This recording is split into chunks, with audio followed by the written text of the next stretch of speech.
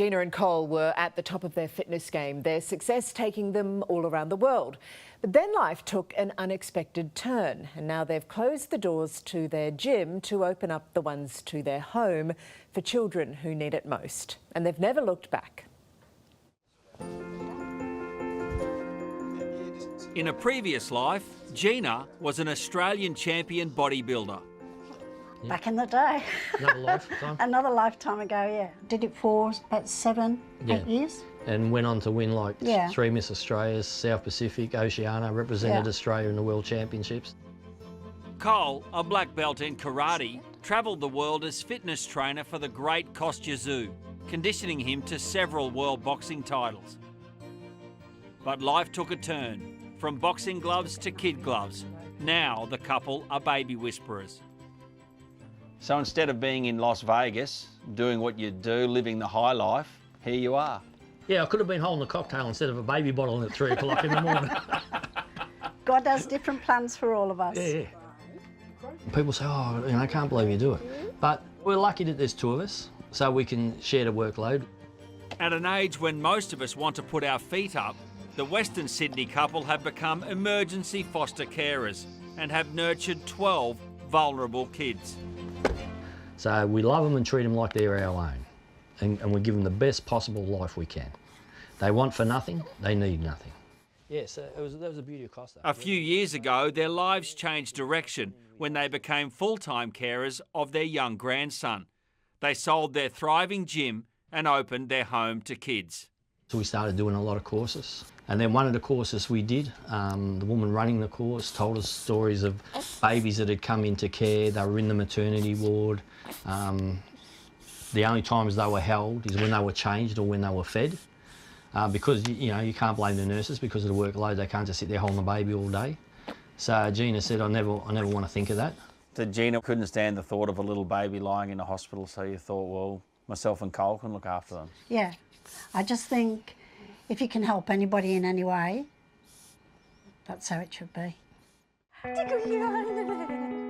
Robin and Nick are raising 3 teenage daughters, Jess, Lucy and Anna. Despite their typically busy lives in Sydney's northeast, they too have opened their home to emergency foster kids and have hosted quite the tribe. Charlie getting you, is he? I think we've had just over 30 kids who've come through our door and stayed with us. Some of those have only been for a night, but then a lot of them been around 6 to 8 months, and our longest has been 2 years. So we've had a little boy who lived with us for that long. You've got 3 teenage daughters of your own. Why would you want more chaos in your house? Oh, I think it's a real joy for us to have kids in the house. So many reasons. The most of all is the kids, like the joy that they bring, and I think just seeing them really grow and develop in their time with us. A huge side benefit is it provides valuable life lessons for their daughters. I think it's good for them to be able to understand that not everybody gets a safe and secure home, but everyone deserves one.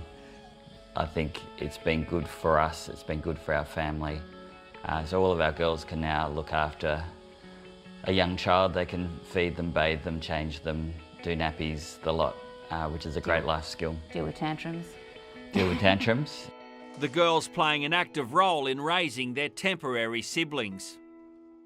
When I was a bit younger, I think I felt a bit more like a big sister, and I think I could enjoy playing with them like my own kind of siblings. But I think now that I'm a bit older, I think I definitely feel a little bit more like another kind of guardian kind of over them. There's always hard parts to it, but overall it's really fun to have little kids playing in the house. It's more of a gift than a hardship. It's always nice to have someone there you can just play with. When the families have done their job, the babies are handed back, sometimes to their parents, other times to full-time foster families. It is sad when they leave, but I think one of the other joys that's been part of fostering is just the people that we've met, and we're still connected with a few of the children that we have fostered, and they've gone back to their biological parents, and we kind of still chat to them and see them. Finding foster carers has become a priority for the New South Wales government. Over Christmas, more than 300 vulnerable children were left in emergency accommodation because there's not enough carers. Families Minister Kate Washington. My number one wish is for people to think this year, in 2025, if they want to make a difference, become a foster carer. Children thrive when they've got safe, stable, loving homes. That's what we are asking foster carers to provide, and it's why we need more. Safety, stability and love is abundant in the houses a current affair visited. It looks like you didn't regret it. You look like you're very happy. Yeah, the only regret we got is we would have done it a lot earlier. We would have done it like years ago. What message would you both have to other couples out there who are thinking about doing this and they're not quite sure? What would you say to them? My main message is just have a look into it, because I mean, I don't think there's anything particularly special about us, but we can do it and we think anyone can help in some way. Such a selfless thing to do, inspiring. And if you are interested in finding out how you can become a foster carer, the details are on our website.